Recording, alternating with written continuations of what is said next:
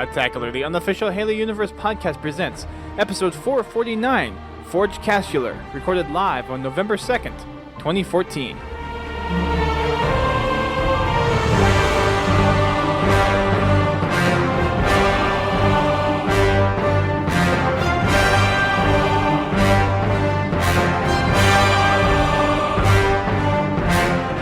Good evening, ladies and gentlemen. Welcome to Podtacular, the unofficial Halo Universe podcast and Forgecast, episode 4. I am Dust Storm from Podtacular. Oh, I'm Pete the Duck from the Forgecast. Hey guys, we made it to episode 4. You guys are making big strides over there. Yes. One of these days, maybe we'll get double digits. Oh, I'm sure you will. We got some interesting stuff to talk about tonight, which may entice you to get to double digits sooner than you may think. That interesting stuff always brings us out of the woodwork. It kind of does.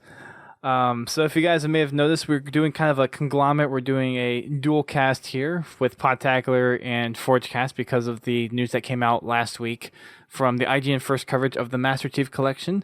We have a brand new Forge system for Halo 2 Anniversary, which is freaking awesome. There's lots of cool stuff in there to talk about. As far as new textures, new terrain, 3 new Forge blank maps to mess around with, and a whole lot more. So I figured Forgecast would be a good group to have on here since they are kind of the Forge experts of the entire Halo realm that is all that stuff. So we're going to kind of jump into talking about the video a little bit, talking about some of the stuff that was introduced that's new to Forge, some of the stuff that they brought back, and then we're going to go over Pete the Duck's Forge wish list that he posted, 6-7 months ago? Does that sound about right? Yeah, it was quite a while back. So we'll talk about that a little bit, and then we're also going to kind of wrap up with some of the scripting stuff that they introduced and kind of speculate on where that could go, what we could possibly see done with that, some interesting Forge ideas that we could see, from custom games to maybe machinima to crazy zombie maps, because I know everyone loves to create wonderful and freaky and amazing zombie maps. But I'm going to kind of run with this first section, and then once we kind of get through the video stuff, we'll be handing kind of more over to the Forgecast style of how they do their stuff. So kind of going over the video, of course, Ryan McCaffrey has been doing a lot of the coverage for the Master Chief Collection. And actually, at the time we're recording this, it is November, so all their coverage has wrapped up. But they sat down with David Mertz, who is from Certain Affinity. He's been working on a lot of the multiplayer stuff that's been going into the Master Chief Collection, especially Halo 2 Anniversary. And going through Awash, which is one of the 3 Forge template maps that we have. They're blank maps. From Awash, what we saw is the base is just a foot layer deep of water. So it is literally blank. There is nothing there. It's not like Forge World or Forge Island where you have a few things out there that you can build off of. This is completely blank. It's meant for you to go in and create everything from scratch, even the map and terrain and all that stuff. With the terrain pieces, though, we have a lot more variety now, right? There's lots of stuff that's there, and from the stuff that we saw in the video, there's lots of potential for the stuff that they've introduced into this Forge. Yeah, no longer just golf cups for grass. Yeah.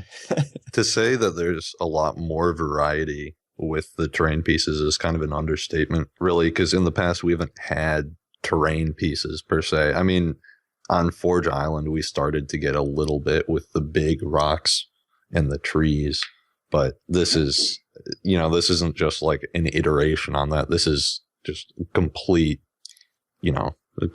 new thing with just massive terrain pieces that you can basically sculpt your own natural geometry with. Mm-hmm. Yeah, Ducain, I'm kind of surprised you didn't lead with the race gate that they put in there for you. Oh my gosh, I'm so excited. But yeah, Psychoduck, I totally agree. But I was watching that video and looking through the list of natural terrain pieces that they pulled up, the list is pretty short. It looks like there's like that cliff object and then like the flat terrain grassy area, but kind of looked like that was about it. There's also a hill one at the was there very a bottom. hill? Yeah, at the very bottom, Well- you can see a hill small or something like that. So There's still, I mean, It's a lot. I mean, it's effective. looking at what they built, yeah. it's like you couldn't do anything even remotely close to that. No, in the it's past. absolutely quality over quantity with just those Right. two pieces. Yeah, I mean, you can flip those around a million different ways and merge them together to make whatever you want. I completely agree. I'm still just simply amazed by how much they were able to build off of just forge pieces. And the first bit that they showed off with them placing a few pieces in the trees and the rocks and stuff, that was kind of all piddly stuff. It's like, oh yeah, there's a few new cool things in here. But once they got over that cliff that they made and showed the rest of what they built, that was when my jaw just dropped. And I'm like, this is simply beautiful and amazing that we could stuff this much stuff in here. And we're no longer limited to a dollar amount budget. It's now all object counts, which is so much better.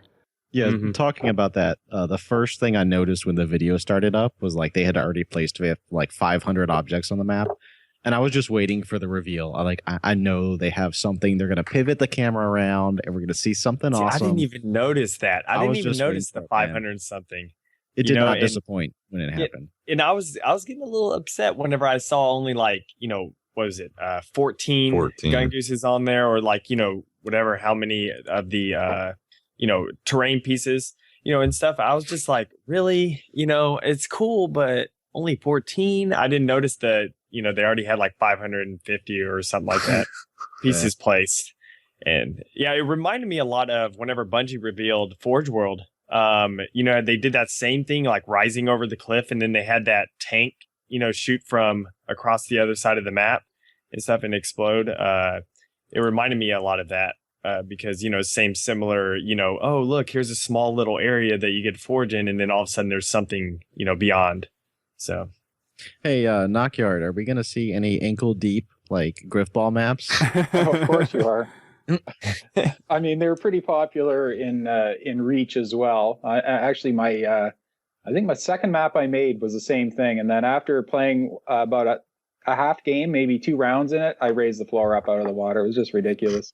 But Where do you put the ball? Wouldn't the ball be submerged and like impossible to see? No, because it was a grid that was 1 unit under the water. Oh, okay. So it was really ankle deep. Okay. Yeah, it was ankle deep. Like but yeah, there were a bunch of that were waist deep and sure there was plenty of them, but you'll notice none of them made it to matchmaking. Yeah. But yeah, it was a ton. It was like the first, I would say of the first maybe 30 maps I saw, 20 of them were in the water. Yeah. but you will see that again, though. So that was back in Halo Reach? That was in Halo Reach, yeah. I mean, it's kind of funny because, that's what I was thinking. Like I said, I was kind of waiting for the camera to pivot around, and it did. And it's like, bam, there's the island. And, we've been wanting to do that since we got Forge World back in 2010. Like, the island on that map was kind of, I didn't like using it. It was just like a weird design. Yeah, restrictive is a good way to put it. And like people have just always wanted to be able to make their own freaking island. And not to knock Forge Island, I think that's an awesome canvas and definitely a step in the right direction. And thank goodness we got it. Yeah, but, and free. I mean, this is like, okay, this is really what we want. Right. So this is good stuff. I'm just surprised at how much new stuff there is in here. And I know we just got a very simple glimpse at all the terrain pieces that are in there, all the new stuff. But we also have a lot of new structure pieces in here too. So it looks like the canvas has just exploded since having Halo 4's Forge. And it, like you said, Pete, it's almost like they took Forge in a completely right direction of what people are wanting to see. Yeah, I think they've if you had to ask me who designed Forge for Halo 4, I'd say it was not designed by forgers. It kind of felt like Certain Affinity didn't really get it, and I don't think that's necessarily their fault. It could be like how it was spec'd out or something like that. I mean, they just built it. I mean, who knows? But I feel like this demonstration that we just got shows that Certain Affinity gets it. Like they are designing something that really excites forgers. Like they're not just iterating on the tool, they're like, it's like they understand how and why we want to use it. And so it's really exciting. So like props out to Certain Affinity. Like good stuff, man. And it's good.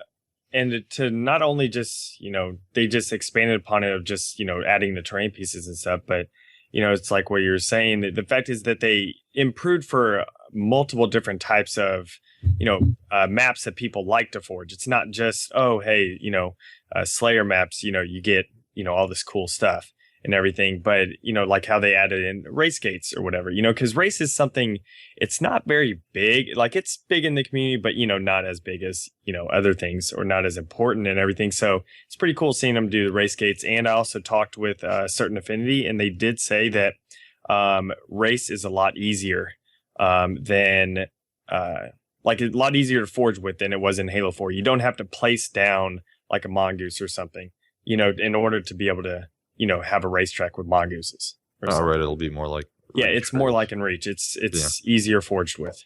Speaking of Reach, though, I really think that the jump from the Halo 4 forge to this forge, from what we've seen from this reveal, really reminds me a lot of the jump from Halo 3 to Halo Reach. Like, it seems to be that huge of a step forward. I completely agree. It's not just like a little jump, it's huge. I would say it's probably bigger, really exciting. Simply from from the scripting and the buttons and all the stuff that we can do with the new interactive elements. That's just that's a completely new level. And I was chatting with Pete a little bit earlier this week when they were getting this set up, and I'm saying this is Forge 4.0, just from how much new stuff in here is in here, from the switches to all the terrain pieces, and you're working on a new system that's based off of the Halo 2, Halo 4, and a little bit of the new magic for the Halo 2 Anniversary engine. Yep. Mm-hmm. And it's beautiful. All the pieces look actually good. I mean, all the structure pieces don't look crappy or monochrome like they did in Halo Reach, and they actually have some texture to them, and all the terrain pieces, just from that one island that they built, it looks like it was almost crafted in a terrain editor and put together. It doesn't, at first glance, I don't think you would naturally assume that these are all preset pieces that someone managed to put together. Yep. Yeah. It's impressive. Mm-hmm. So it's just one of those amazing things that they've managed to pull this off and do so much, add so much to Forge for a game that's not even in a manner of speaking, a full title game. Yeah. Mm-hmm. Yep. Yeah. And that's exciting because, like, I don't know about you guys, but I'm not excited about the Anniversary remake and going back and playing these games. I've played these games. I've loved these games. They're good games. But really what excites me is just Forge. And to see, this much put into Forge in this product is really exciting, because that's the reason I'm going to load it up. And it's a very, very good reason. It's at this point. It's not going to be going through the motions. It's going to be like, wow, this is something that's really worth, getting into. There's all these cool features that we didn't have before. So, it's good stuff. I'm really excited for the marriage of Forge and the Halo 2 sandbox and Halo 2 mechanics. And I suppose to you guys, like, I guess that doesn't really come into play from like a race standpoint, or hopefully the hammer will be there, so there can be Griffball in there. But I'm sure there will. Yeah, I would assume there has to be, because Griffball is a kind of integral part of the community now. Yeah, I mean, Griffball is huge. Yeah. But anyways, from someone who's comes from the standpoint of largely designing like core maps, around core Slayer and objective modes, forging for and designing maps for Halo 2 rather than for Halo 4 is just hugely exciting on its own. But then that huge step forward in the capabilities of the Forge editor is just makes that 10 times more exciting. Mm-hmm. With how much that they've progressed in this Forge, though, I'm thinking far into the future now with Halo 5. It's almost like, what more can they add to it? They've added so much in here for Halo 2 Anniversary Forge. We've got the blank canvas map. We have two of them that we don't even know what they are. Awash seems to be the Forerunner inspired canvas map, and if I were to guess, I would say we'll probably see a Unicy/human one that's based off of the Earth structure, and maybe a Covenant one would be a guess. I don't know. I'm kind of a pessimist, so I'm kind of expecting that they'll all have the same like texture palette with them, but they might have different skyboxes. Right. Yeah.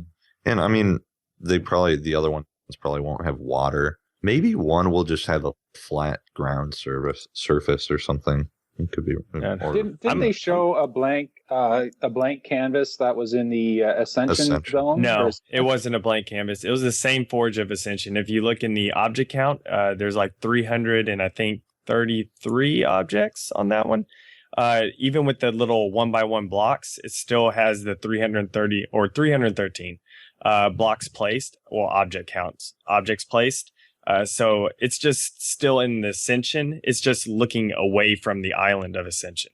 Yeah, but that's such a nice skybox. It'd kind of be a shame not to take advantage of it. Yeah, I thought they'd be giving us a blank version of Ascension. The very moment I saw Ascension when the video came out, I thought this is going to make a great blank canvas right here.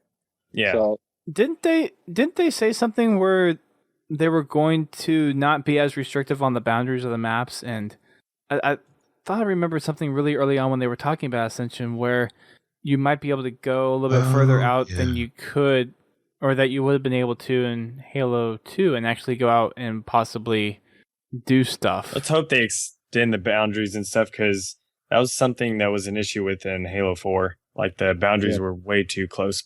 Right. Yeah, there was kill volumes inside of the physical boundaries, and they should always be outside. So that if you hit the ceiling, you should hit the ceiling. You shouldn't hit the kill volume, then the ceiling. Right. Mm-hmm.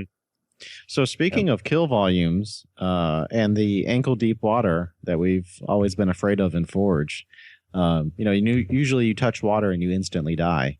I was a little surprised that it's ankle deep. I was kind of almost a little bit disappointed. Yeah, me too. Because we really want to be able to forge. Okay, picture like a half sunken ship. And you can stand on the part that's above water, and then you can go down underwater inside the ship and stuff like that. Some kind of map that breaks the boundary between above water and underwater just seamlessly. That's something that people wanted to do for a long time. So I'm not really sure. The small area beside the island on Forge Island was like that. You could just get under neck deep or so. You mean? Yeah, people have always wanted to be able to transition. And, that's right too. You could, yes, you could actually go underwater. Yeah, it's kind of strange that they would make it so you can just walk around in the water. So I guess we'll have to put down a lot of soft kill boundaries to keep people on the islands.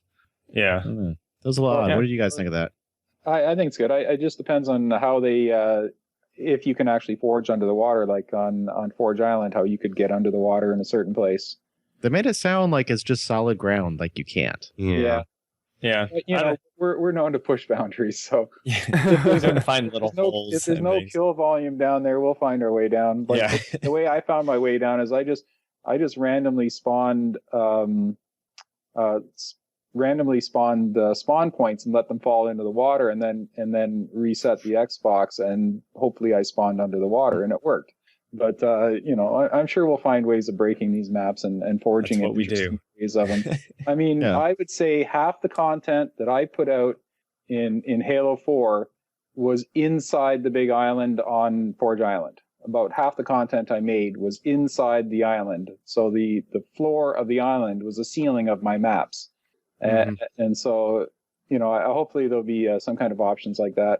Yeah. In too as well. Yeah, that's the kind of thing that I expect to see maybe in Halo 5. Not another big evolution, but just kind of like focusing now on the smaller details, like, hey, we don't have to be so afraid of water and Forge anymore and stuff like that.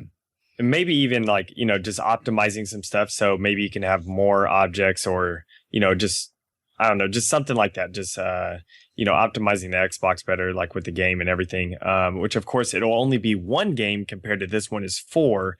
So there will be a lot more room to do something.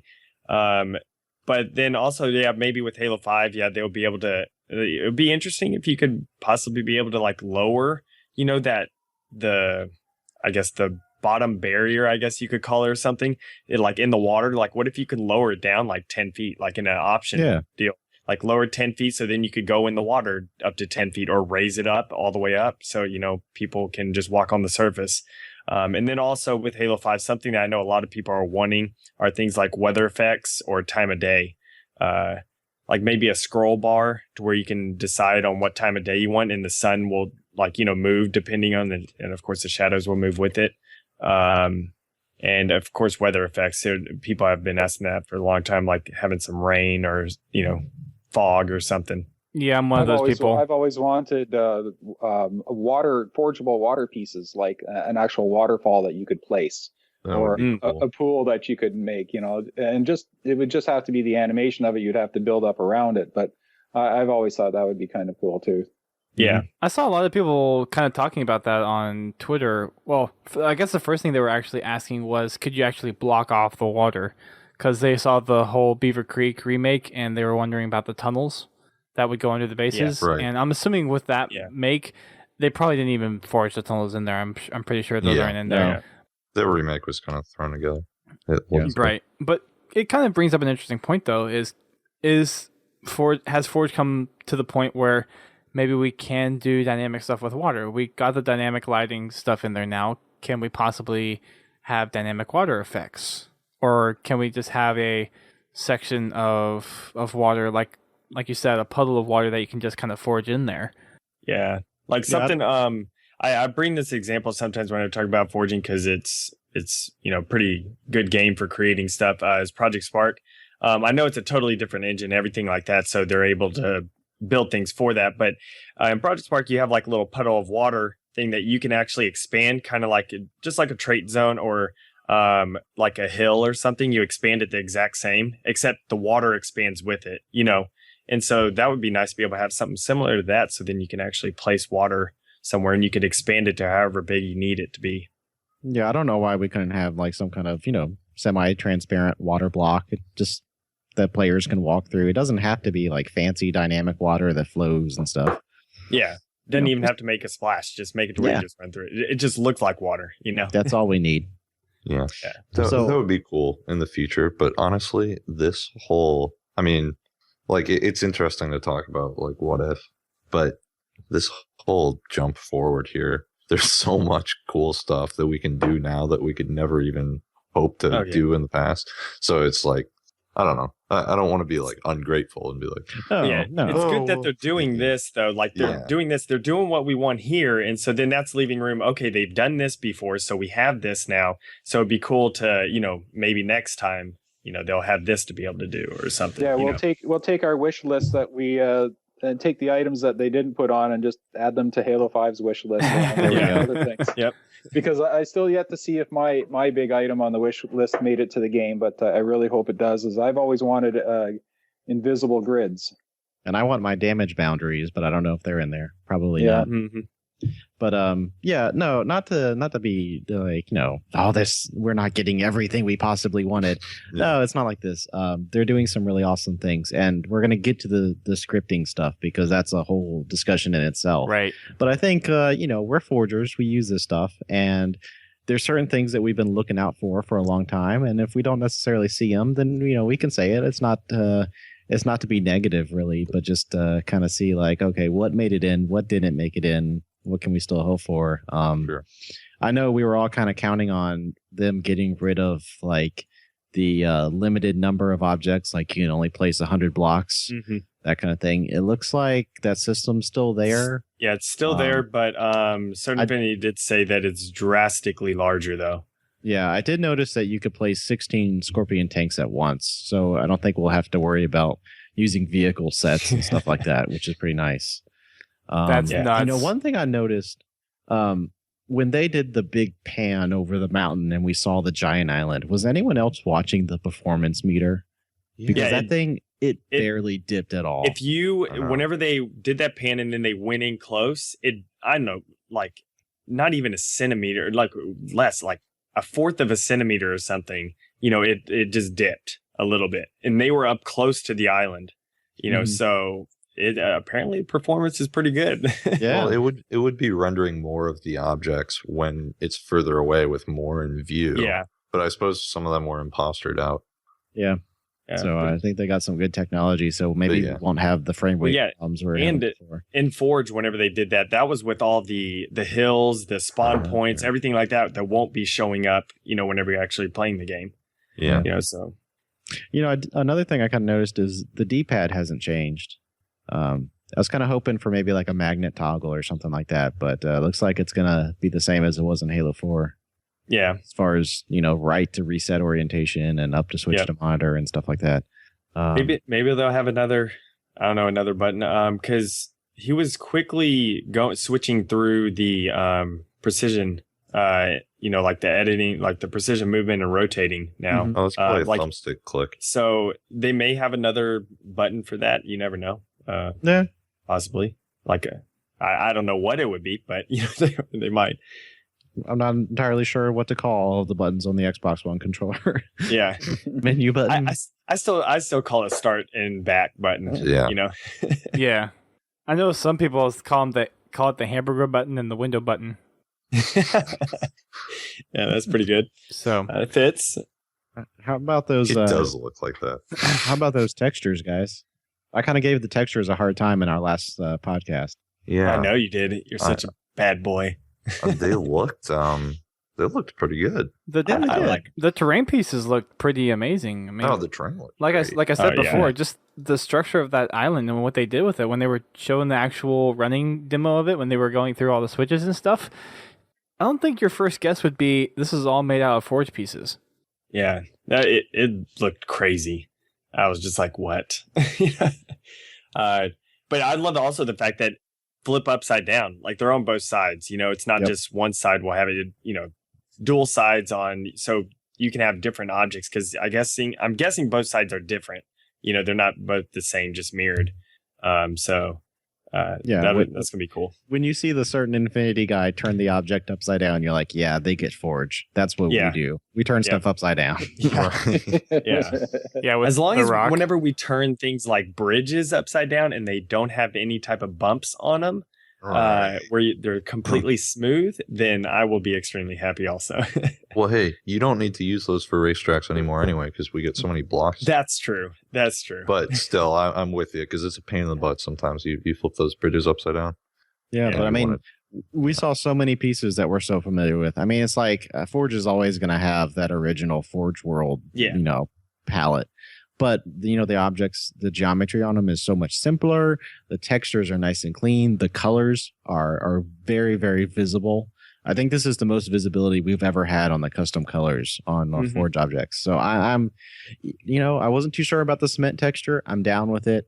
I still don't know about that floor texture, but it didn't jump out at me as bad in the actual gameplay that I saw as it did during the screenshots during the panel that they did. So I mean, I'm happy.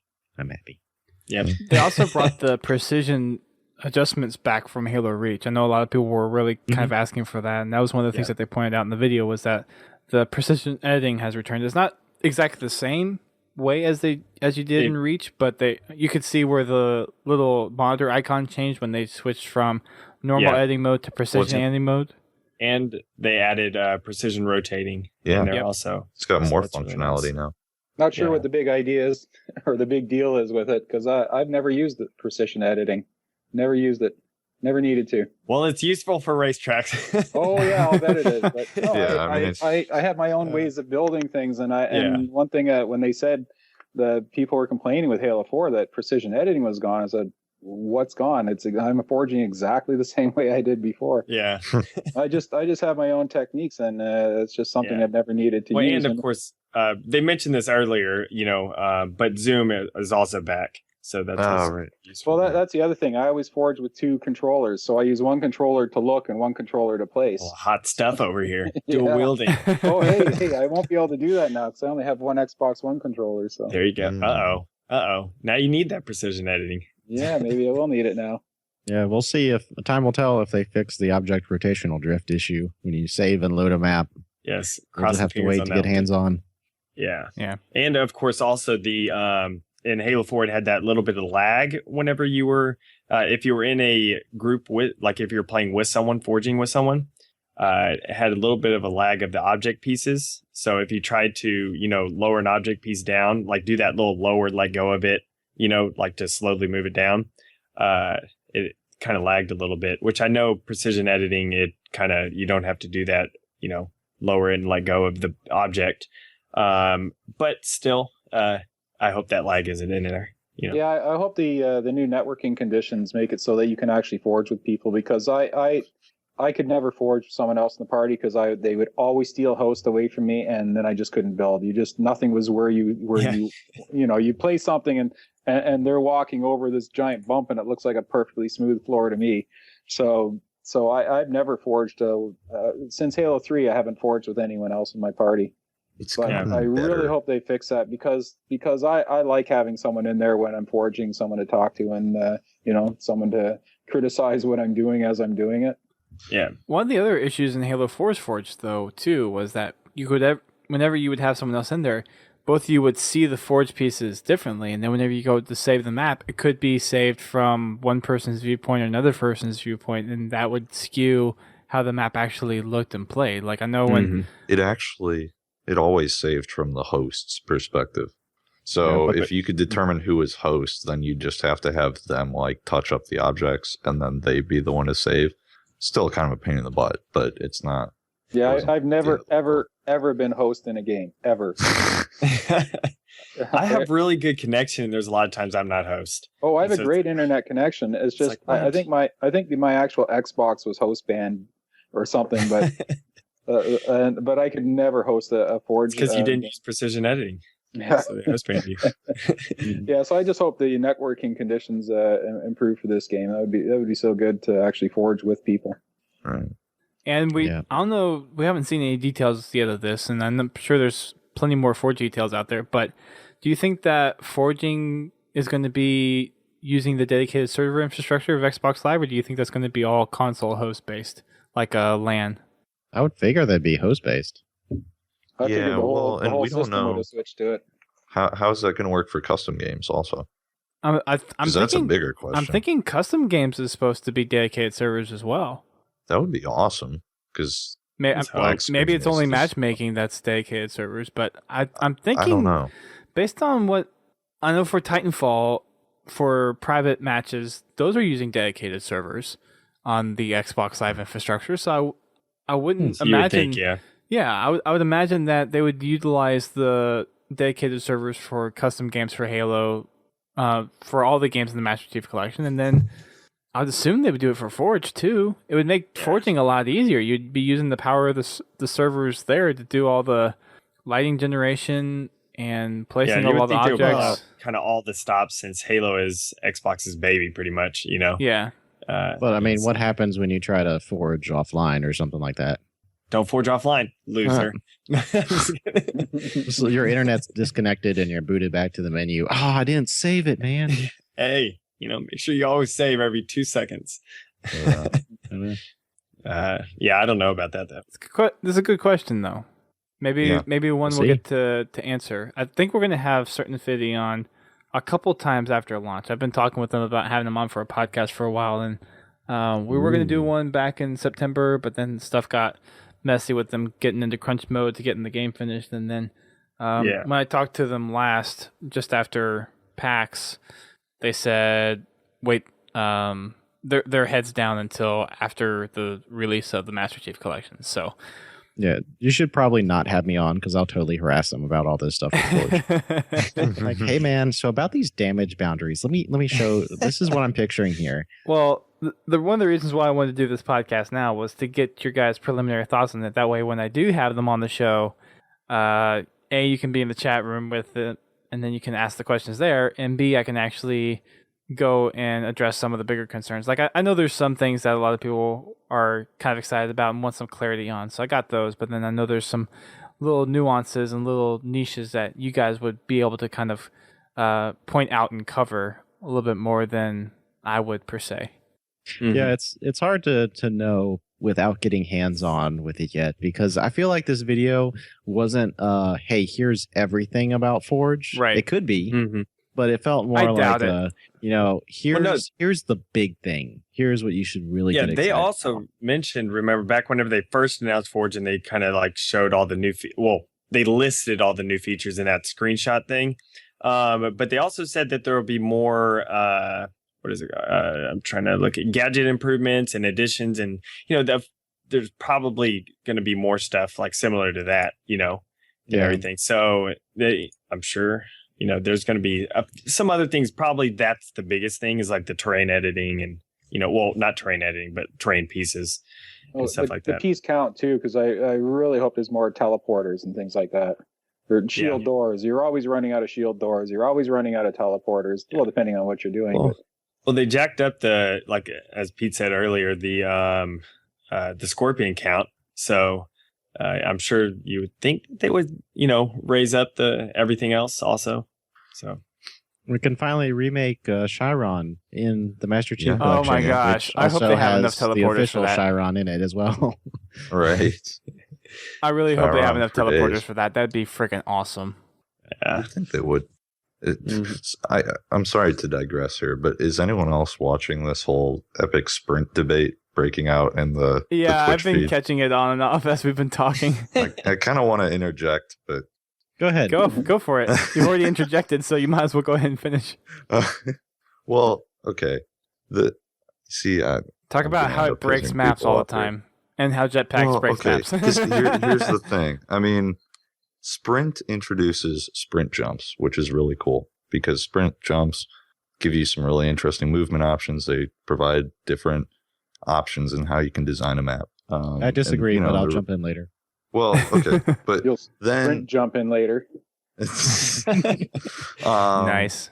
But aside from that, sprint really gives players a lot of opportunities to run away from fights, and a lot of the decisions players make when they don't have sprint have to be really deliberate. But when suddenly you have the ability to sprint, you can easily duck out of an encounter that you would otherwise be forced to commit to. It makes your choices a bit less meaningful because it allows you to kind of second guess yourself, and that decision to commit or not to commit becomes less important because you can change your mind and just sprint out of it. But that's kind of, I don't know, the gist of, I think, the sprint debate. Yeah. So you're kind of against sprint? Yeah, I am. Okay, well then we agree. Aside from the sprint jumps thing, I like sprint jumps, but I don't think it's worth some of the other implications on the sandbox. And the guys talking about like having sprint in Halo 2 or Halo 3 or something, it's like the way the maps are scaled, just you suddenly add sprint and that just completely falls apart because those maps are designed very intentionally around the Spartans having a specific movement speed, and suddenly you add sprint into those maps and it falls apart. Sprint and jetpack are really hard to forge on. Forge 4, I should say. They're just so you can't make a competitive map with those in mind. Well, you can make it, but it's so much better to make it with right. Jetpack. I mean, that's an entirely different. It's a different, but you get the same point. Is that absolutely. You can build a really cool map, and all of a sudden someone's wearing a jetpack, and it's like the entire flow of the map suddenly just goes down the drain. That's what I was saying. Like I've said this many a times, and gotten into some arguments over it and stuff. But the thing is with Halo, like this is what I believe is Halo's multiplayer needs to stay at its core without all the armor abilities and stuff. Just because it's just overall better, like for the just either competitive, casual, everything, just being somewhat basic. Of course you can add a few things here and there, like because how Halo 2 added, like the vehicle jacking and, dual wielding and stuff like that. But don't change like how you were saying, like the speed of a player, because that can ruin maps and everything. But I think that there needs to be those options in customs. I know it's more work and everything, but it would be unbelievable if they're able to take all those armor abilities and keep them in the customs, because there have been some unbelievable custom games, with armor abilities, especially with sprint and things like that. So, which I know Sprint, you could still do the speed boost because that's actually in Halo 2 Anniversary. It was on Bloodline. Right. It showed. Yeah, So but you can that's different. probably, but you could probably have an option in there where everyone has a speed boost, from the start of the game or something in custom games. But like things like with, that's why still, even though I hated Armor Lock to huge passion, it had some really cool, deals like grab and hold and stuff that were unbelievable. That's why I wish they would just forget about it for multiplayer, just put it into custom games and just leave it there, so people can make those cool maps. Yeah. I totally agree with that. For me, sprint was always an obstacle in Halo 4. Like the stuff that I build is not traditional. And so, Psychoduck, I was just on with you talking about a remake of Knock and Zombs where a bunch of players run down a narrow bridge and try to avoid a Banshee. And, in Halo Reach, when I made that, you could pivot around and watch the Banshee come in behind you and back up, and you were still going like your normal speed. When you force players to have sprint, well, now there's not the freedom to do that, because now if you turn around, you're going to be going like normal speed, where if you look straight ahead, you can sprint and run faster. I was going to sit down and make an obstacle course in Halo 4, and the sprint jumps that you love so much were the reason I stopped within like 20 minutes, because I'm like, this is killing me, because it wasn't very reliable for me for what I was trying to do, one small platform to another small platform, and it needs to be an option. I really don't care in the big picture. I just want the option. That's all. Yeah, I mean, remove it from the core, let the core be just core Halo, and then by all means have crazy stuff. Jetpack brings Jetpack, Armor Lock, Sprint. They all bring loads of cool options, loads of interesting, unique things you can do with them that are apart from the core Halo experience. Just don't put them in the core Halo experience. That was the problem with Halo 4. Mm-hmm. And then let us toggle it, so it and then everyone's happy. Yeah. Right. So looking back at the chat, they're talking about Armor Lock. Should we jump in on that one? Probably not. I think I already addressed that one. I think what I said fits it perfectly. Maybe that's the reason Halo Reach isn't in the Master's Deep collection. Armor Lock. That's the only reason. Oh my gosh. I know we had a big discussion here on the show probably 3 years ago about Armor Lock. And I'm sure that that conversation has been beaten to death already. Yes, it has. We should probably get back to Forge. I'm sorry for digressing. No, I just wanted to address Psychoduck, man, just ruining everything. Hey, that's why we do it live. We like to interact with our audience. So it was a good tangent. Everyone I just pissed off. That was not my intention. Well, I know for me, I'm not overly opposed to Sprint, but I do see where for the competitive side of Halo, it'd probably be better to take it out and leave a lot more of the core functionality of what people are used to Halo in there. So like Halo 2 and Halo 3 multiplayer have a lot of that stuff in there. And like you guys were saying, have it there as options. So when it comes around for people making custom games, they can actually really make that specific experience they're trying to capture, or have those options available for people to use if they want to. Sure. Mm-hmm. Yeah, and then and then everyone's happy. So kind of like how they did with the medals, where you could toggle them, with the new, the old, or toggle them off. Yeah, that'd be nice. Well, and I mean, with this package, if you want to play stuff where Sprint is enabled and where there are armor abilities, and you want to forge with that or whatever, you can go do that in Halo 4. But then, if you want to play a more traditional core Halo experience, then Halo 2 Anniversary. So there you go. Yeah, it works out nicely. I'll just be in Forge. yeah. Fair enough. You guys will be in Forge. I'll be in Halo 3 Forge. Gross. I don't think I can go back to that. Well, that's the problem. Is that I'm probably going to have to remake at least 2 or 3 of the Halo 3 Griffball maps. So I'm going to have to go back and remember how to forge before coordinates and before phasing and that sort of thing. It's going to be Halo 3 had some great custom games, but man, I could not stand forging in it. Well, I know, like back when I was making the maps for matchmaking in Halo 3, it would take at least a month to make a decent map. And now one of the maps that's in matchmaking now, I built in an afternoon. So there's your difference. Yeah. And I know which one because it's terrible. No, I'm just kidding. Yeah. It's actually one of the nicer maps I've ever made as far as what it looks like goes. It's beautiful, it's simple, it's clean. The Green Army map I made in like 2.5 hours. Mm-hmm. But the ones the main maps that we use for Halo 3, like the big one in the crypt, that took about 6 weeks to make. Yes. And that was many long hours and many long days building that. Yeah. And I can't even, I didn't do any type of, I made, I think, one racetrack in Halo 3, and I made 2 other maps in Halo 3. That's all I did. I wasn't much of a forger. I was mainly a multiplayer person. And, but yeah, it's crazy seeing some of the racetracks, and stuff, having to do the whole glitch type of thing to make them, phase and float in the air and all that junk and stuff. It's like, y'all are crazy, Yeah. So tough. should we transition to the big news? There's a couple other things I want to mention first before we hit into the big news. First is it's not exactly Forge specific related, but the Heretic Banshee, we have that in here now. I don't think it's going to be limited to the Forge canvases maps. I'm guessing it would probably be another maps that you can forge in as well. Well, yeah, they did say though that the what is it?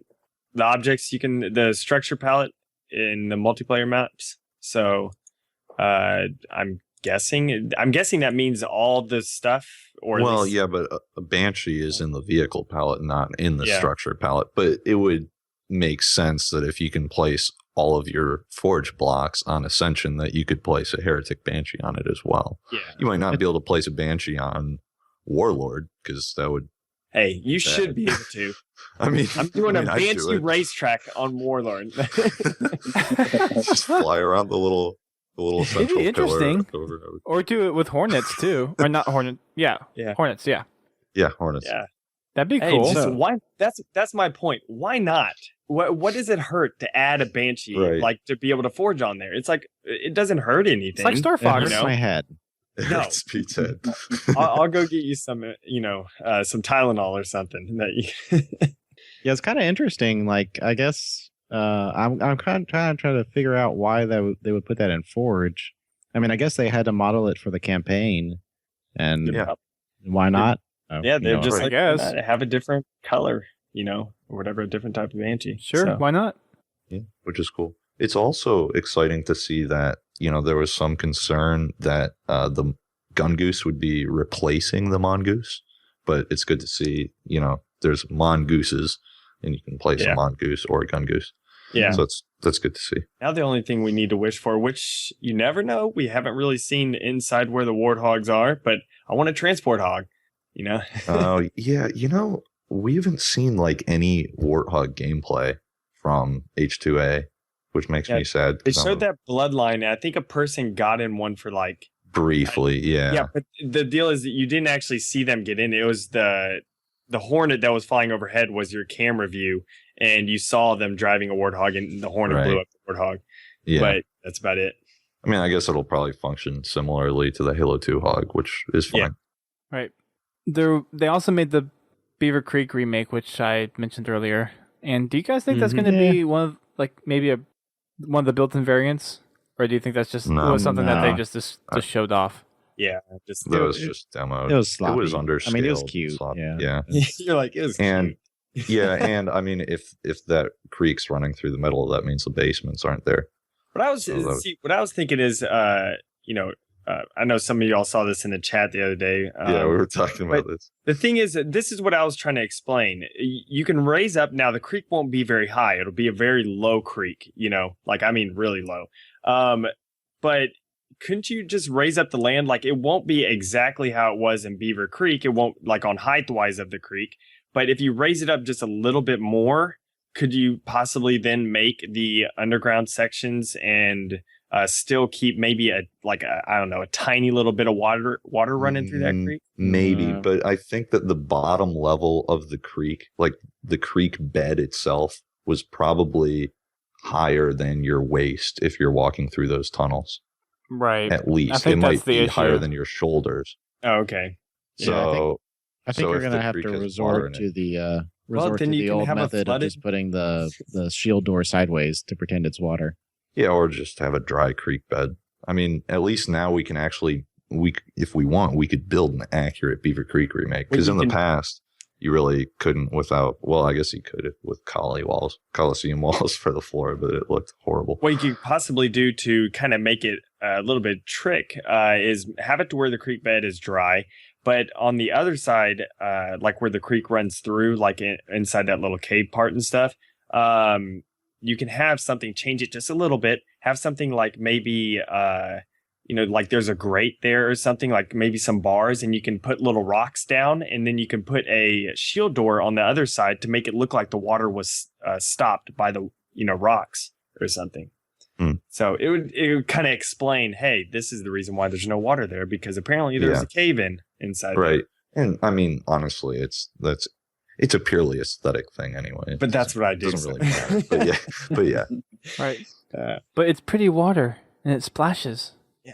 It is pretty water. Well, does it splash though?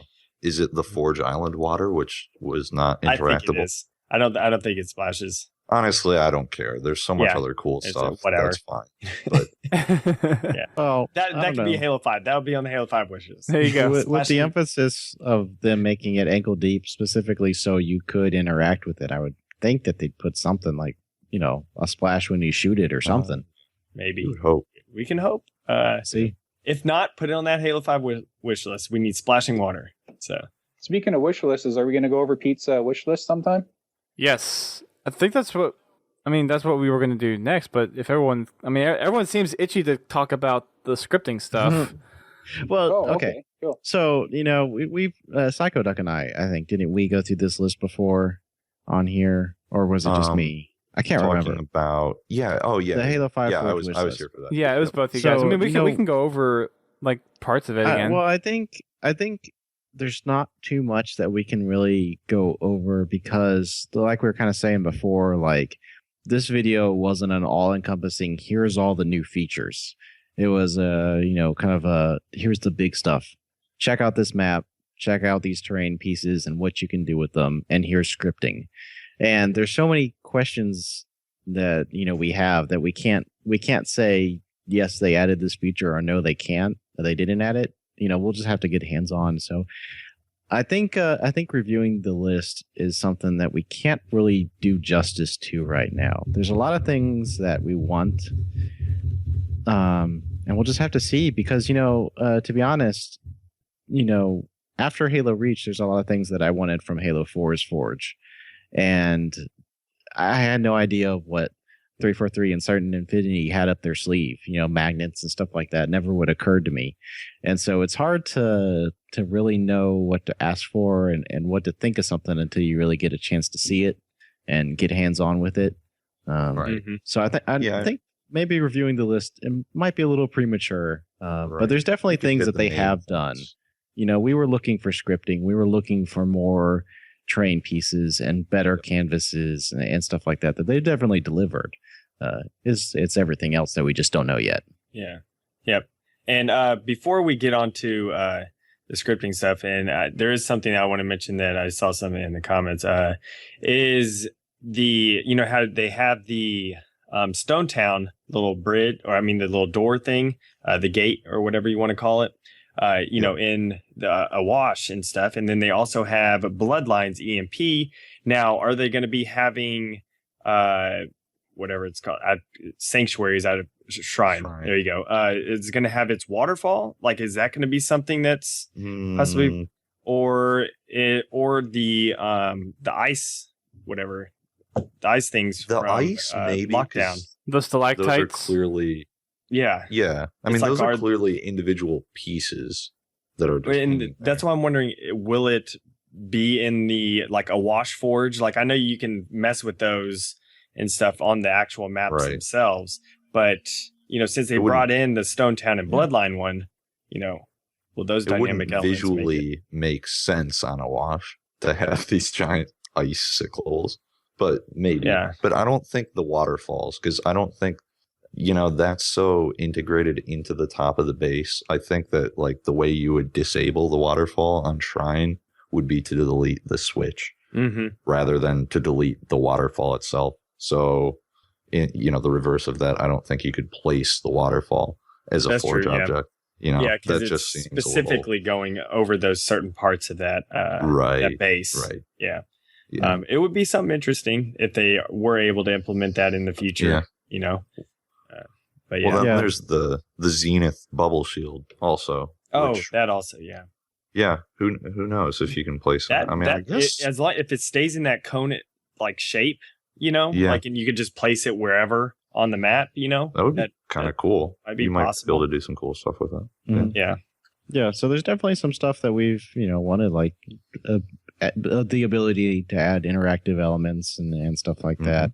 I think if you had to, you can't have everything, right? So you got to pick the big things, and I think some of the big things are getting delivered here. Terrain. Did you have any thoughts on that, NOKYARD? Anything else you wanted to say regarding like the list and what we're getting? No, I'm really surprised that they first of all asked for the list, and that they obviously read it and actually put some of it to code. I'm very pleased about that. As they say, I want to see exactly which items were checked, but from what I could see, they just the fact that they're listening, and the fact that they're watching, and the fact that they're playing on maps that other people are making, that's enough for me. Yep. Yeah, I don't know. I don't know if I gave them a chance to ask for it. I definitely was throwing it at them as fast as I could. Here's the list. Look at it, please. Yeah. So it is good. I talked to Max Hoverman at PAX Prime, and I know by that point Forge is probably already done at that point, but he was still interested in it, and he actually looked through it, and he asked me to send it to him. So I did send him the list, and then the day after they released the video on IGN, he emailed me back in that thread, and he's like, "Did you see the video? Did you see the video?"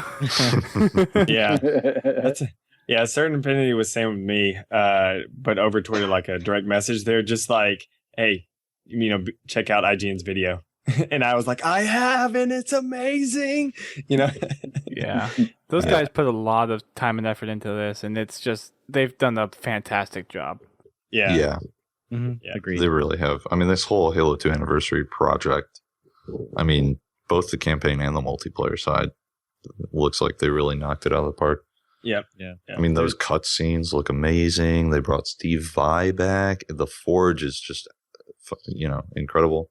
And then, it's just, There is, we'll have to see these game types. But if I don't know exactly who's making the game types. I assume a Certain Affinity because they did so many for Halo 4. But they brought that multi-team Ricochet in, which was awesome. So I'm very optimistic for if Certain Affinity has their hands on the game types, I think we'll be happy. Yeah. So they said Ricochet is going to be in Halo 2 anniversary. Yeah. I would assume that multi-team Ricochet would follow, but I suppose it might not, but you would think. Yep. And also talking about game types, they have that Gungoose CTF. Yeah, that looks cool. And that's going to be so much fun. Yeah. Yeah. I'm going to script some kind of like giant death trap around the flag. Yeah. Just have all the vehicles explode whenever you enter in there. Yeah. One of the things with the whole scripting stuff too, though, is what's all the possibilities that you could do with it. And I think that's one thing we got a glimpse of what's going on with the whole scripting stuff. I didn't catch any part in there where they actually went through an interface on how they scripted the stuff and how they kind of tied certain switches to certain objects, but I'm assuming we'll get that at release. But I'm going to let you guys kind of discuss this whole thing because I know I'm a big fan of the scripting stuff. I wanted to see interactive elements since Halo 2 and Halo 3 being there for Forge, and just being able to have all this stuff. And they mentioned in the video, and I thought Ducain when they said this, that you could spawn in a full racetrack with the flip of a switch. Woo! Apparently, Certain Infinity's thinking about me too, or something. But Yeah, I'm so pumped. And one of the things for me personally is with I don't know how many of you guys are aware of the Halo Mole project I'm working on, but if we end up doing another season, which seems possible at this point, there are so many new things that we can do with this Forge stuff. With the switches being able to activate doors, being able to activate interactive elements like the EMP from Bloodline, being able to spawn in and despawn vehicles, terrain, structure pieces, all that stuff. It's just it's gonna be crazy. The scripting stuff it blew my mind. I'm like, this is something that I think almost every forger has been wanting out there. Oh yeah. Yeah. This is big. You know, this is going to make, I mean, gosh, like we've been doing this stuff manually for so long, and to have an actual feature that allows you to have a door that opens, you know, instead of doing crazy things with breaking shield doors and all kinds of just the things that people have had to come up to do something that is now going to be so simple is awesome. Right. So watching the video, what I picked up, it looks like the main pieces they were working with was something called a toggle switch, which I assume because they kept referencing Zanzibar, there's also going to be a one-time switch that doesn't toggle. You know, because that wouldn't make sense on Zanzibar. You can't open the gate to the base and then close it. Yeah. So I assume there's going to be those two switches. And then also they showed a shoot switch. You know, you shoot it with your gun and it opens or triggers or whatever it's going to do. So that's good. That's awesome. Yeah. One thing I didn't see. I sense the return of Invasion with this. There's a lot close. of stuff. Although Invasion, one of the core elements of that was the Spartans versus elites and the asymmetrical you have elites balance of the two. Well, yeah, but it's not an aesthetic thing. It's like the elites and Spartans play differently in Reach. That's true. And that was really core to Invasion, that and then the fire teams and stuff. But you could do something similar to the conversion project that I did in Halo 4, which was to create a progressive one-sided objective mode. You know, you could certainly make something like that much easier now. And now with the size of the maps that you can build, it can be something, you know, like pretty incredible. You know, it's not just limited to, because that's one thing, Halo 4 and even past even Halo Reach and stuff, you know, you don't have as many objects you can place down. So, because my favorite part about Invasion was having to run across this huge distance and then get killed. But back to the switches. So they have the shoot switch. One thing that I didn't see, and I don't know if it's in the game or they didn't implement it or whatever, something I really would have liked is some kind of automated switch, something that triggers on its own. You know, you can set up a bridge that appears and 30 seconds disappears without any interaction from the players. So I don't know if that's going to be possible. You know, you could set up like a fusion coil falling from the sky and landing on the shoot switch, and maybe that'll work. I don't know. Right. We'll see. But that's something that came to mind. I'm sure we'll figure out something. Yeah. It's like what we said previously. Forgers always find a way. You know? Right. Yes. Along the same lines as what Pete was just talking about, I was thinking of maybe doing a proximity switch too, where you enter in the zone. That's what I was thinking. And you actually trip a switch. Yeah. And it opens a door when you get close or something. Right. I was thinking of booby traps, man. Bring back the Indiana Jones maps. You guys remember that on what was it, Foundry? Right. Yeah. Those were cool. Sand trap. I was just thinking of, I had a design in mind where it was these series of doors that opened based on player proximity in sort of a line. And it dynamically changed the line of sight through the center of the map based on when the doors were open and closed. And suddenly these long sniper sight lines would open or close. And it was interesting. And I was like, it would be cool if we could do that. Not sure if it'll be possible. Yeah. You know, but anyways, what I was going to say regarding the switches, this was brought up to me earlier by Mr. Pokephile.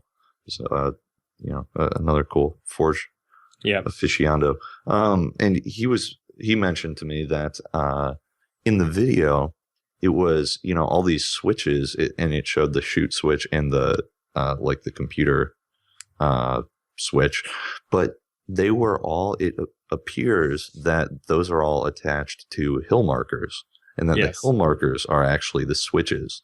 and that those objects are simply like the visual representation of those switches in the map. So I thought that was kind of interesting, because that means that, you know, if you wanted, you could probably make anything a switch visually, or you could bury those in other pieces. Completely though, because I think it is the hill markers and stuff, but I wonder if the hill markers are just what tie the other object, like, you know, because the fusion coils are what blew up on whenever they triggered that one console, right? And so, what if you put other hill markers and you put them as, this is like, I don't know, switch A, and then you put the other hill markers around, and then you put those also switch A, but this is like the thing that's being triggered, you know, or something. But because if you notice, whenever you triggered the console, it changed to that little wax screen and stuff. And so possibly, like, you know, it still, I think, has to do with the console or switch. Like, you couldn't necessarily attach it to whatever, you know, but I don't know. You're right. Yeah, it's a good catch. Yeah, it is. But even then, I suppose if you wanted to, you could bury the like the whack console in other objects, or you could put a shoot switch like down a little chute or tube around a corner, and like you have to like shoot a fusion coil that does a domino effect to detonate it or something. You know, so you can still do a lot of interesting stuff. Yeah. We'll find ways, you know. Yeah. I'm just saying there's a lot of possibilities here for lots of different kinds of Forge maps that people have been wanting to make. I can see a lot of potential here for machinima, being able to use some of these interactive elements. I see a lot of potential, like, I know I'm going to bring this up because it's something that I'm interested in, the mole stuff, being able to come up with new challenges if we pursue that. I mean, a lot of people are fans of zombie maps, so being able to make a lot of this stuff. I know, like, Left 4 Dead is kind of one of those ones that kind of cropped up in Halo 4 that people have really been looking for. And there's the possibilities with the whole scripting engine, and what I'm assuming is the power behind it.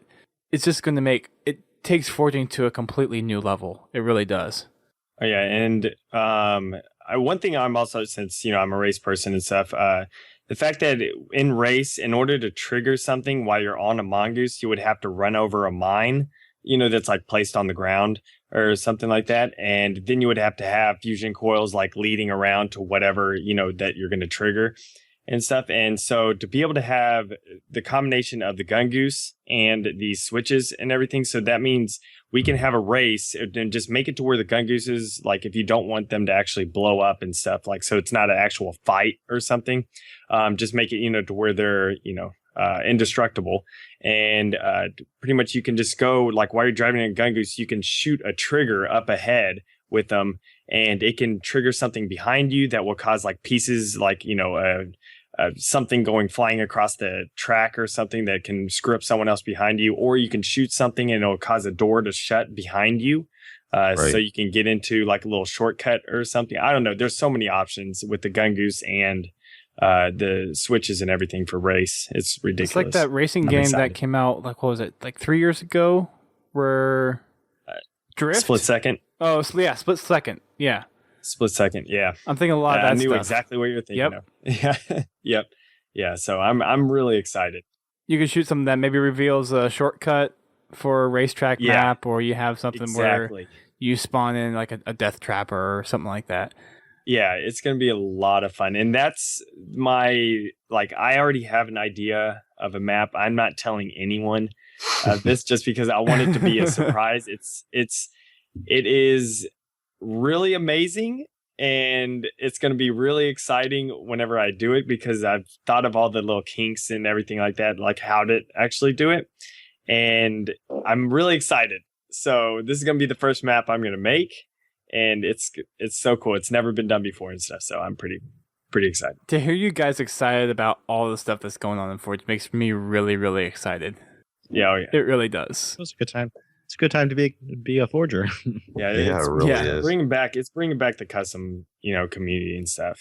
All that. It's gonna be but big. Not even just the custom community. If you think of all the stuff that you can do with making new competitive maps, I mean, this gives the potential for a lot of creative people to come in and make some brand new maps using a lot of these new texture pieces. Mm-hmm. Yeah.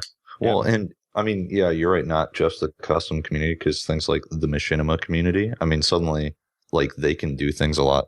I guess I've never made a machinima.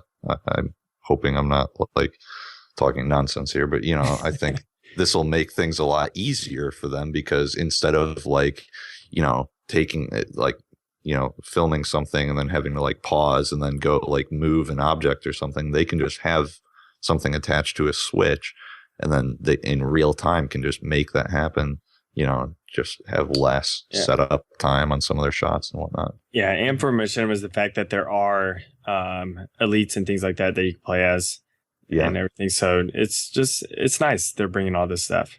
Yeah. So. Right. So I don't think we really went over it, but like the actual function of these switches, it seemed like there's certain interactive objects like the Zanzibar door, and a switch would make it open.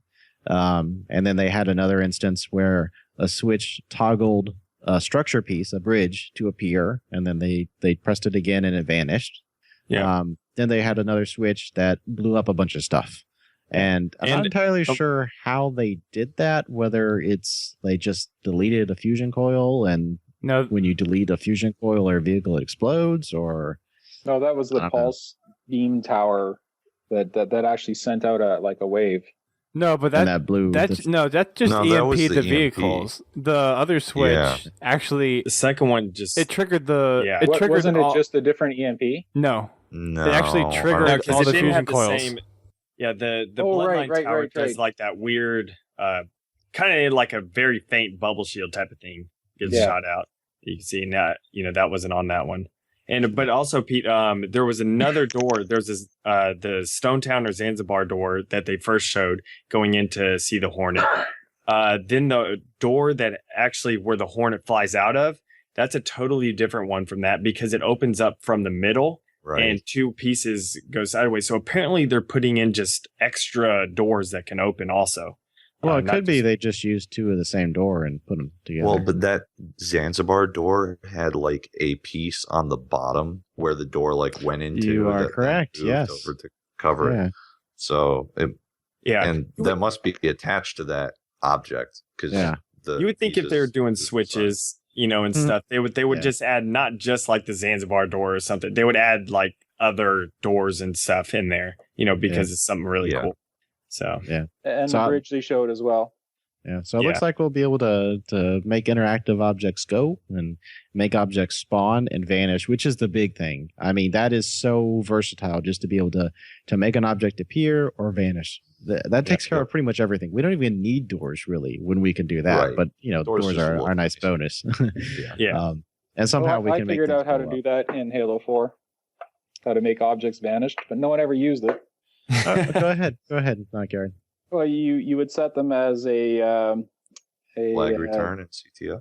No, you set them as a door as a goal in Ricochet, multi-team Ricochet. Oh, and then have something score on it.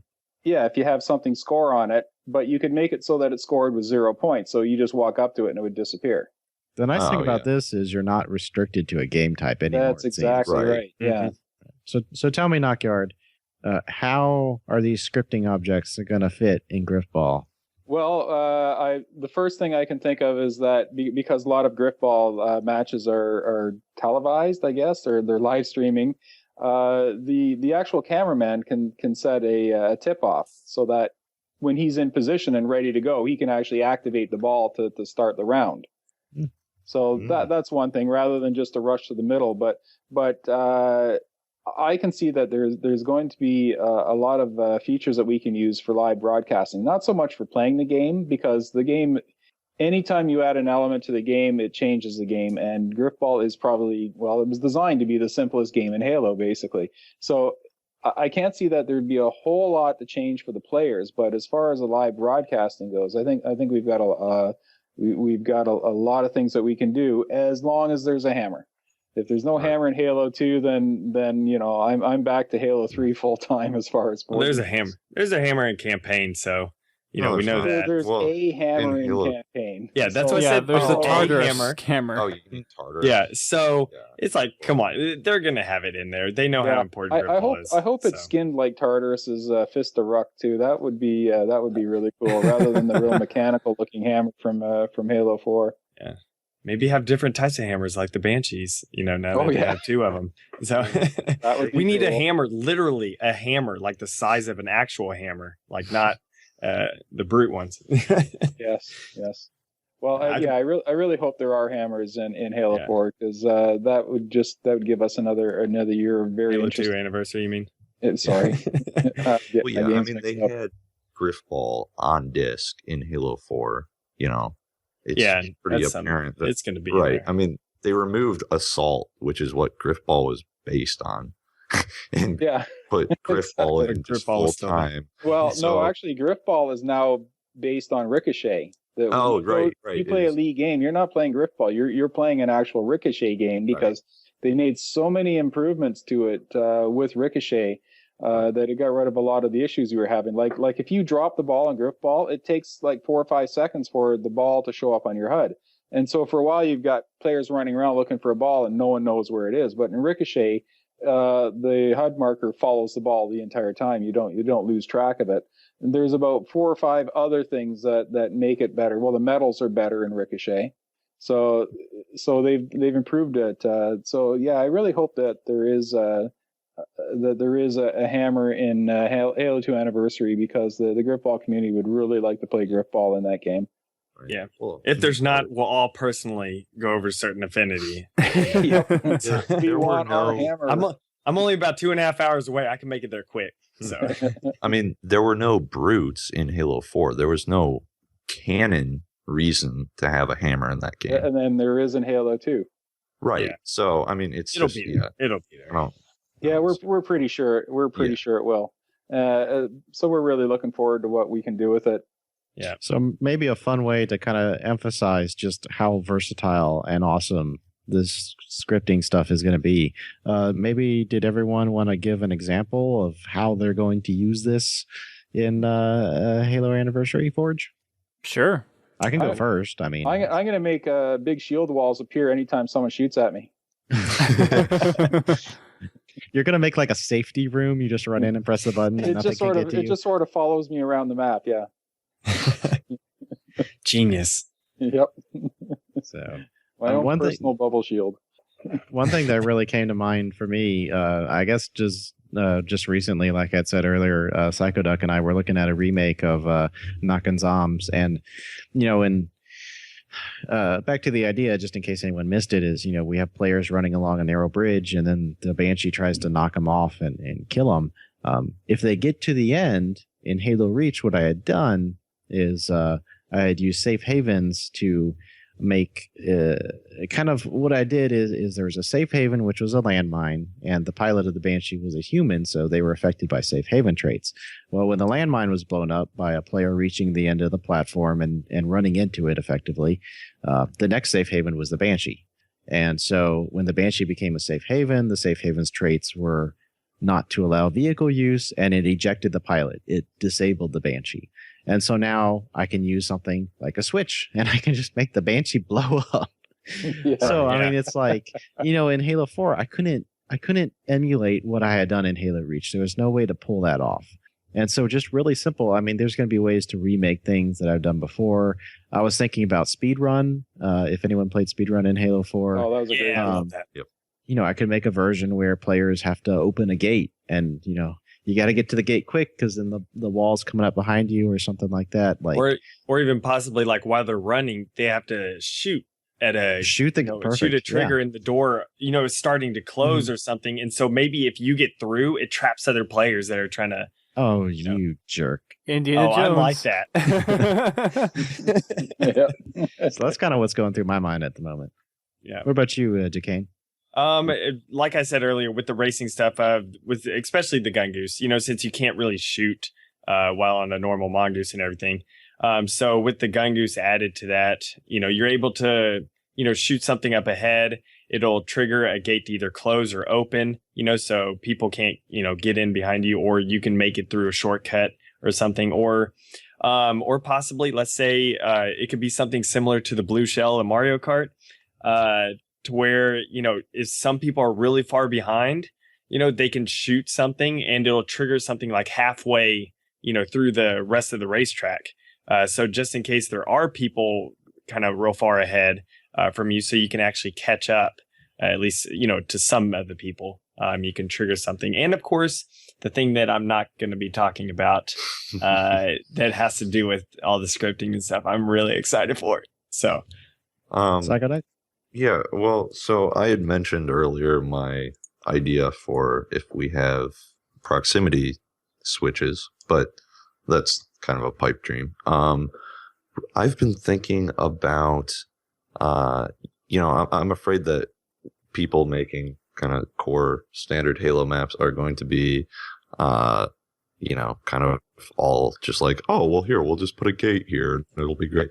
So I don't want to do that. But I've been thinking a little bit about, I'm planning to remake a map of mine from a while ago called Bunker Hill, which was made in Reach on Forge World, but I think we'll have these natural terrain pieces that'll actually allow me to remake that terrain. And Bunker Hill was a very asymmetrical map that was best for one-sided territories.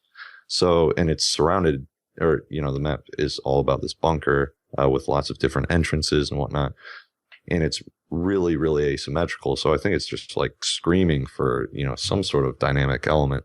And I don't want to just do a gate. So I'm thinking about maybe having something like a trap door in the roof of the bunker you can open to drop down to have easier access to one of the more difficult interior territories to grab.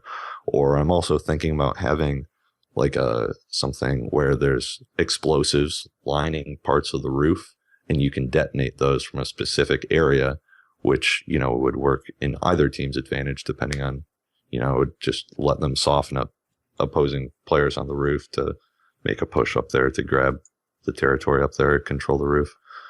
But that's what I'm thinking about. But I don't know. I'll have to see what's possible. How about you, Duststorm? Anything other than your mole plans? I'm just thinking, I don't know, for some reason the idea of doing invasions sticking with me. I'm really kind of interested to know if the switches can activate things other than terrain and vehicles and stuff like that. Like if it can have effect on spawn markers or other little game objects like that. So in an invasion situation, have it to where once a switch is activated, you delete certain spawn markers and enable other spawn markers for both teams. And on top of that, make it to where a switch is only usable by one team. Yeah. Maybe. That would be a nice feature. I mean, we'll have to see more information whenever we get the game out and see what you can actually do with the scripting elements. But we've seen a lot already with it, and it'd be cool to see how customized you can do it. Another thing that I'm curious is to how the scripting actually works. 'Cause I'm assuming it's not going to be like console based where you have one thing in there and then you have a list of items and you say link this to this. I would assume that it's something where you go into a menu for the Switch and then you go around, fly to a bunch of different objects, and you select all the objects that have an effect for it, and then you determine the effect for the Switch. But I'm thinking, going back to Invasion, have that where you change the spawn points, you open up certain new areas of the map, maybe spawn some additional weapons for both sides, and kind of do that whole movement through a level. So I honestly see this as a possible comeback for Invasion. And I know there was some dynamic between the elites and the humans or the Spartans in Halo Reach, but I know people have tried to remake it in Halo 4. With the options in the Halo 2 Anniversary Forge, I think it's just going to be a lot more supported if they're going to try to do something like that. So that'd be kind of the first thing I would kind of jump to, is trying to remake Invasion. Other than that, one-sided objectives like High Ground or something would be pretty cool. Yeah, it should definitely be possible to make something progressive like that, because I can imagine, just off the top of my head, you can make a switch that spawns an object over the existing spawn points, and now it blocks them off, and people are, it despawns, an object off of the next set of spawn points, and now the players have moved up or something.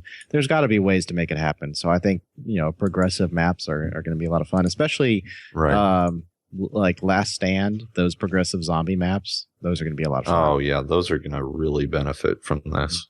As far as your how progressive infection. As far as how they work, I'm kind of expecting them to be like teleporters. Like it's going to be, you either select like a toggle switch object or like a one-time switch object, then you just set it to a channel. That's kind of how I picture it. That would be my guess, yeah. Mm-hmm. Yeah. That seems to be the most simplistic way to set it up. I was also wondering, would you be able to actually kill someone with a, like one of the doors, like the one that where the hornet flies out of, so it's a double door? If that is closing, I'm guessing that would possibly kill someone if they get caught in it. Yeah. So it's hard to say how that works. Because I could think of some ideas. This is something that can involve killing people with closing doors. So it'd be really cool if you could change the speed that the doors open and close. Oh down. yeah. But that's getting ahead of. Have it like a Star Wars door where it goes super fast. Or if you could make kill zones switchable. Yeah, that would be really cool. Interesting. Didn't even think of that. Also, make kill zones all visible at once so we can set maps up without having to use the griff ball trick. Yeah. Yes. Yes. Save the CCs some sanity. Yeah. You don't like flying around and looking at each one to see where it goes? Oh my goodness. For the last couple tasks, like setting up the BTB maps for just with the kill zones, I was like, oh my gosh. Yeah. I think I spent 8 hours on 2 maps. Easily, yeah. Yeah. That was fun. Yeah. It's a lot of time. Stuff. You're just flying around to see where all of them are. Yeah. Yeah.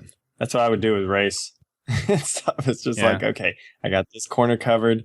Now go to the next one. Yeah. Race you can do a lot with. And I'm expecting a lot of interesting stuff out of you, Ducain, to be perfectly honest. Hey, you can expect that because a lot of interesting things will be coming. So, and I mean, all of you guys really. Does that mean there's going to be 2 or 3 episodes of Forge Quacks per day? I don't know. I've been thinking about Forge Quacks. I don't know. They might have to make a comeback. I'm not sure. Yeah. Well, there's got to be half the way to catalog these because the tricks are going to be coming out rapid fire at the beginning of all these things you can do, and there really has to be a way for average forgers to know what these new tricks are. We're going to be putting those out on THFE, and hopefully Pete's going to be good stuff to do that. So yeah. I don't know. I've kind of joined up with the TFHE guys a little bit, and so I haven't really had a chance to talk to them about Forge Quacks. The thing that I liked about Forge Quacks is it's simple. Like you can make a list.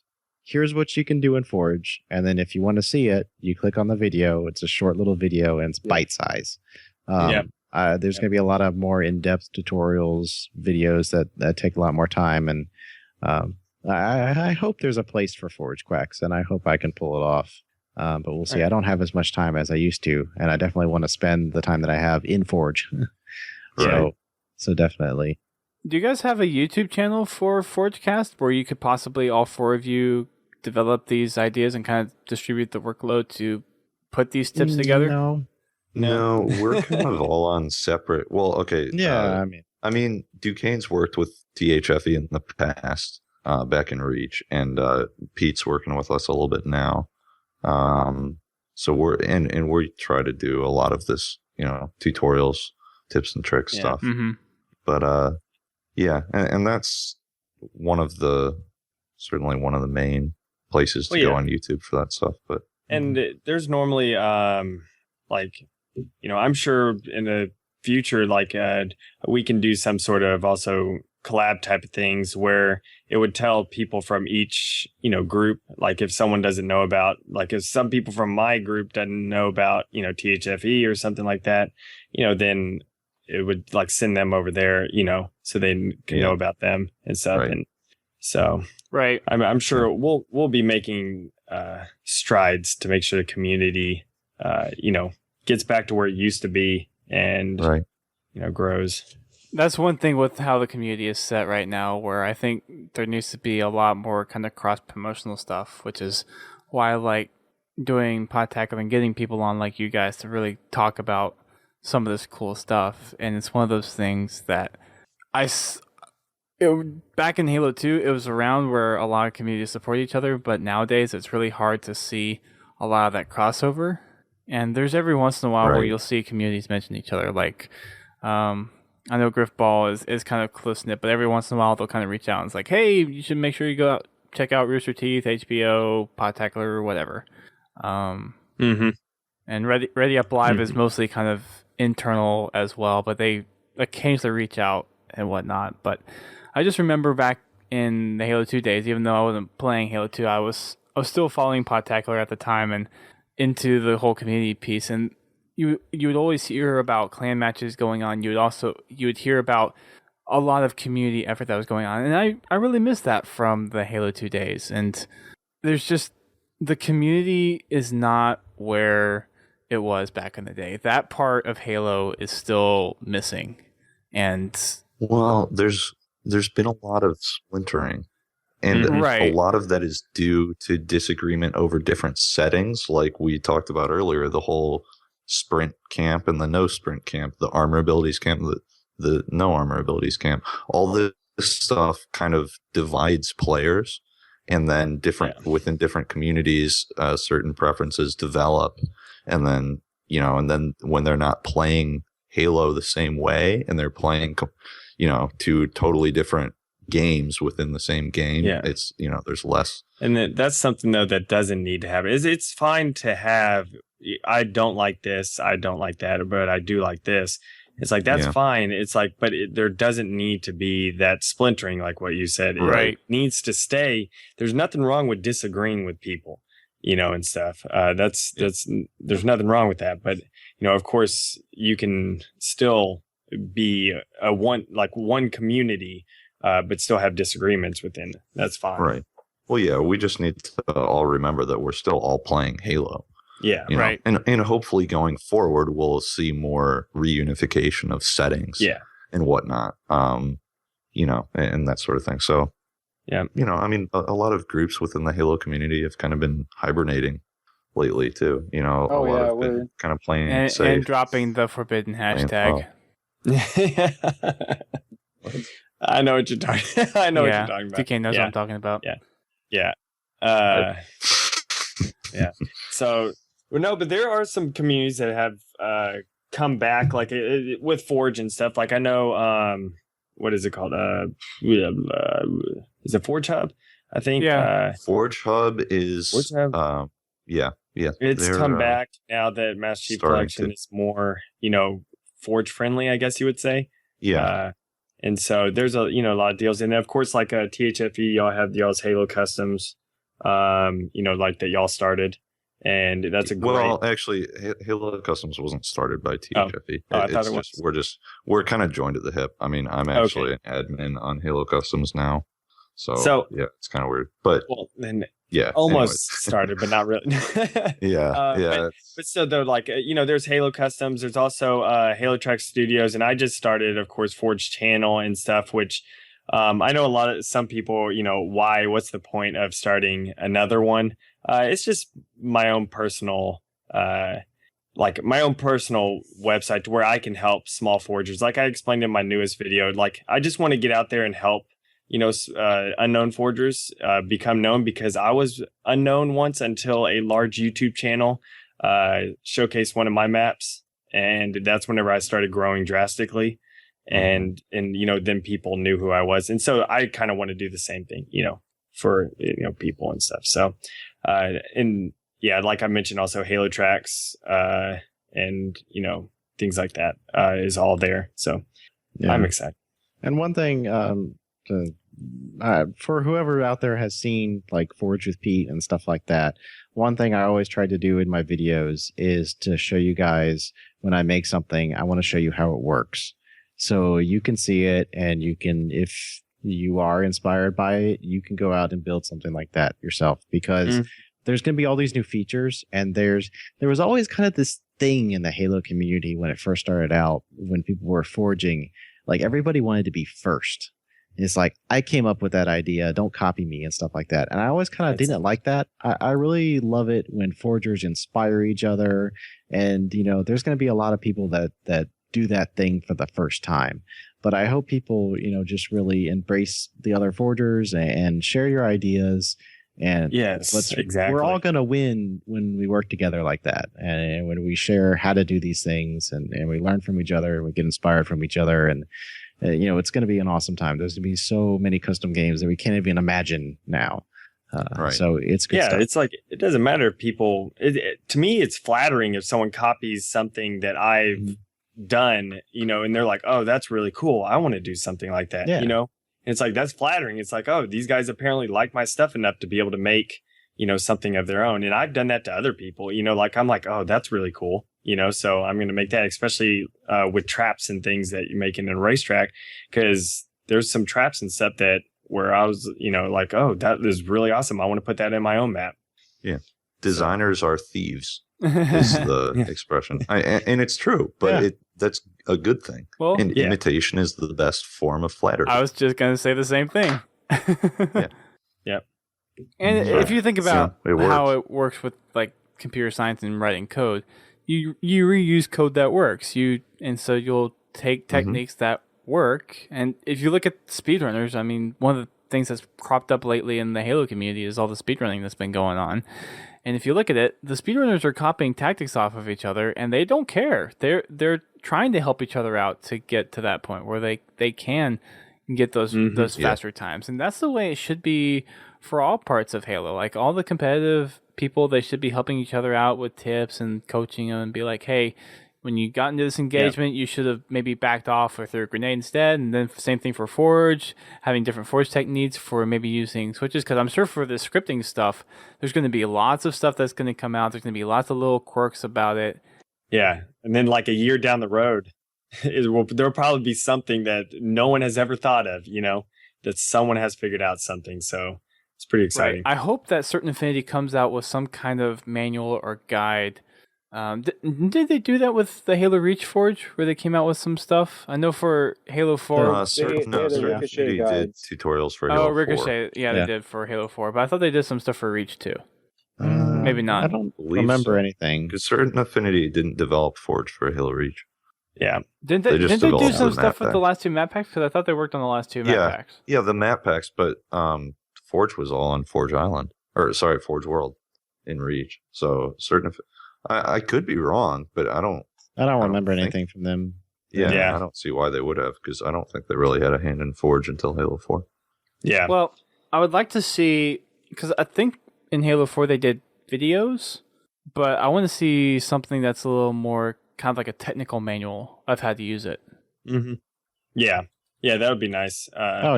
Like their written guide for the game type labels in multi-team Ricochet is like my shining example of like what we need.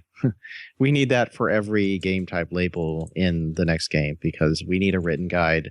Videos are great. They're a great way to learn. They're good for any forger can benefit from a written guide. a video, but like if you're an advanced forger and you need a specific piece of information, you want text. You don't want to have to watch a video. So, that's my thing. The funny thing is with me though, I prefer videos over reading. I don't read at all. Really, I have the Halo book sitting right here and stuff, and I just don't read them. I've started to, but I really enjoy it. It's just reading hurts my brain.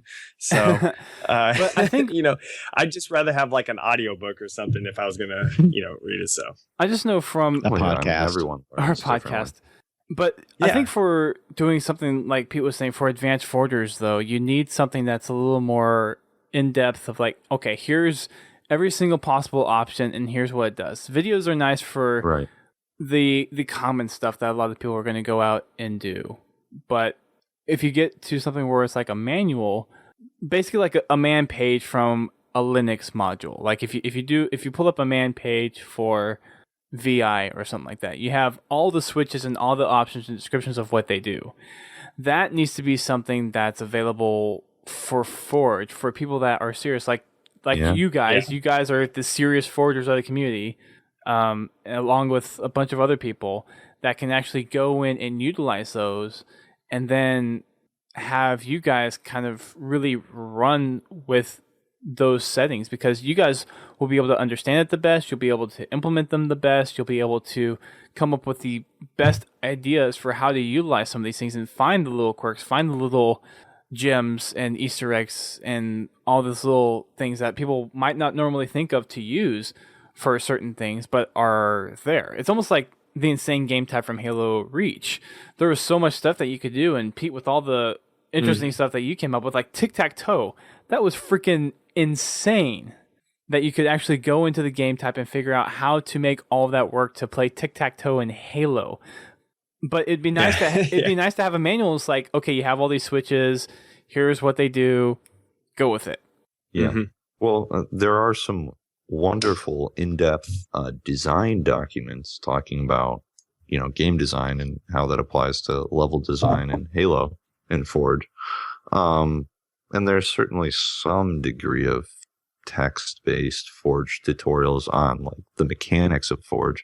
But yeah, I think you're right. Having just a clear, straightforward list. Now, I would say yes. Something written would be somewhat better too, just because whenever you're watching a video, if you're trying to do something that's in the video, you have to pause the video, do it, and then if you forget some step, you have to like backtrack on the video, or something like that, and listen to it again.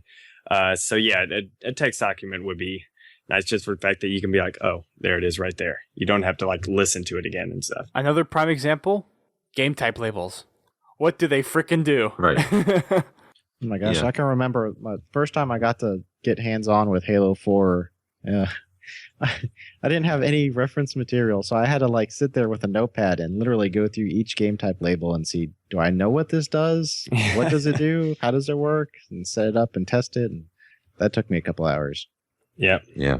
Someone in the chat dropped making a Forge guide like they do for Minecraft. So kind of running off the idea, though, is make a wiki similar to how you can go in and find like all the recipes for making certain things and whatnot, but being able to go in and have all the game type labels for the scripting, however it's implemented, go in there and be able to enumerate all the options for scripting, how you attach to different objects, what kind of objects can be attached to, what you can do with the specific objects, whether it's like for the fusion coils, you can blow them up, spawn them, despawn them, activate elements like the gates and the EMP and other interactive elements and all that stuff. Just enumerate all the possibilities, because they created the possibilities, they created the code for it, so they know what's in there. So why not go ahead and make a document to where people can utilize it to the best of their abilities and come up with these fantastic maps instead of having them buried and having to have people go out and search for them.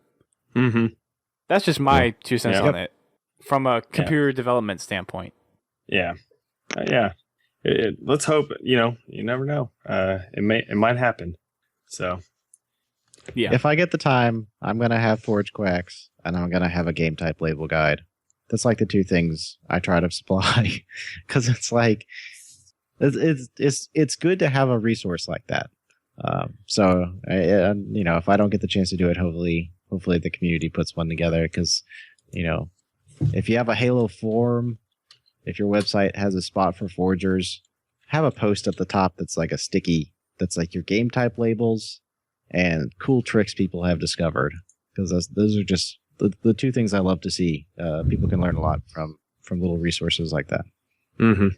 Wiki, man, that's the perfect thing for it right there. You have people submit their ideas, and then once you have someone go in and verify it, you just post it up there and have the details up there. That's if Certain Affinity doesn't come out with a guide. But I'm really hoping that they're considering some kind of guide to put out there. I'm sure. Yeah, the Ricochet guide was really good. I think I had that thing open on my desktop for a month while I was forging. It was really handy because the labels in Ricochet were so tricky and they weren't the same as past game types. It was really good to have a reference that I knew exactly, like some of the labels that aren't even used in any other game type that are used in Ricochet. I'm sure we'll be seeing a lot more of that. Yeah. So yeah, Wiki Guide's going to be great. I won't be writing it, but it'll be good to have. Someone can. I don't have the time for that. So someone's got to do it. Nor do I. No, Pete, it's all up to you now. I'd rather be the one inventing the new techniques than writing about them. Yeah. Right. I can write about design theory, but I can't sit down and just write like, okay, this thing does that thing does this. Right. I'll make a video of all the written stuff. There you go. I can do that. Yeah. That's be a lot of videos. Yeah. Hey, and they'll keep content coming out. There you go. I can imagine a lot of Forge quacks coming from this too. Yeah. And it also, I'm interested to see because with the Halo channel, they did say there would be some community stuff on there. Yep. So, because I know, Pete, your Forge quacks were, pretty much put up on there on the front page of Halo Waypoint and everything. They got in the blog a couple times. It was Forge with Pete that really made it into the carousel up there. Yeah. So possibly with, I'm wondering if they'll be doing stuff like that, on the Halo channel, they'll be having things, similar to like the Forge Quacks or the Forge Repeat or, just something else. I would imagine so. Well, it's up to them. Yep. I mean, We'll see I don't have as much time as I used to have, but I love Forge, and this has caught my attention, and I'm gonna, if nothing else, I'll make some maps and do a couple quacks and a little bit here and there. Oh, quack here, quack there. You know it. Here, quack there, quack everywhere, quack, quack. There you go. All right. So, all right, that's a wrap. I think pretty much. There's lots of stuff coming with Forge. We're really excited about the scripting stuff, as you guys can probably tell. Lots of cool stuff from the terrain. I know that there's going to be lots of maps remade from past Halo games, and I'm assuming that there's probably going to be some that were not included for the Halo 2 anniversary remakes that are going to try to be remade in here as well. I wouldn't imagine it not happening, because it happens in just about every game.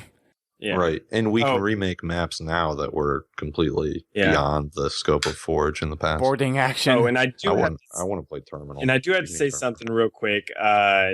One thing, since we don't know what the other two skyboxes are, I really hope that we see something snow related, because that would be awesome if they texture all the objects with how it was for Lockdown, where it all has snowy objects. That'd be cool. That would be really cool. Or like Avalanche from Halo 3.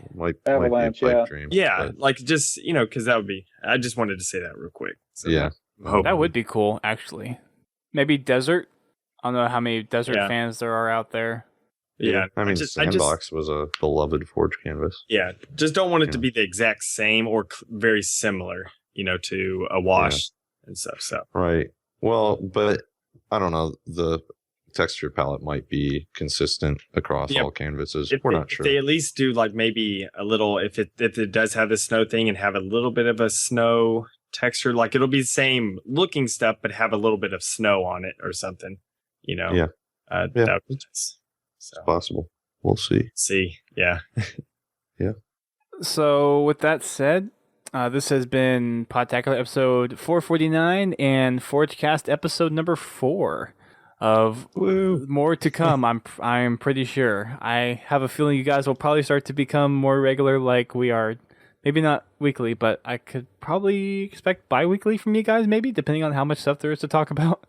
I don't know. We tend to come together when there's something really worth discussing. We got a really awesome, diverse little group here. I think between NOKYARD, Psychoduck, and Ducain, and hopefully myself, we represent a lot of different forgers.